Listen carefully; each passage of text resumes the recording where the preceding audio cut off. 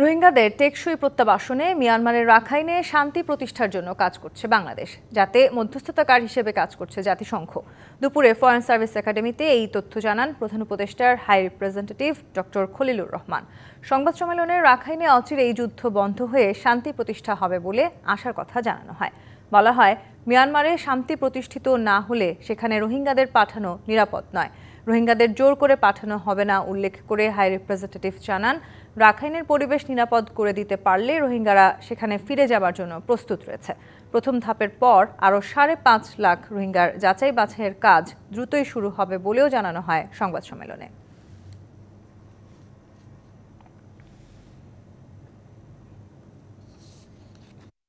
Arakan army বা United league of Arakan তারা non state actor.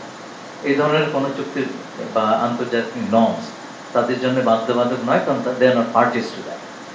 এর জন্যে তারা যাতে অ্যাকাউন্টেবল থাকে, আমাদের অ্যাকাউন্টেবিলিটির কোনো সমস্যা নেই, তারা যাতে অ্যাকাউন্টেবল থাকে সেই কারণে, এবং এই আলোচনাটা যদি ফ্যাসিলিটেটেড হয়, আমরা জাতিসংঘকে মাঝে মাঝে রেখেছি। তারা এই দুই পক্ষের মধ্যে মধ্যস্থতা করছেন, আমাদের দুই পক্ষকে এক টেবিলে বসাচ্ছেন। আমার মনে হয় এটা সর্বোত্তম উপায়।